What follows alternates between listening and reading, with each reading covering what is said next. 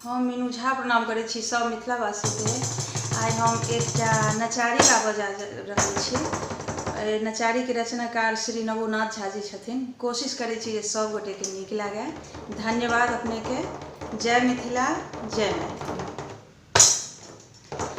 बहै छनि जटा सँ गंगा धार, शिव कैलाशी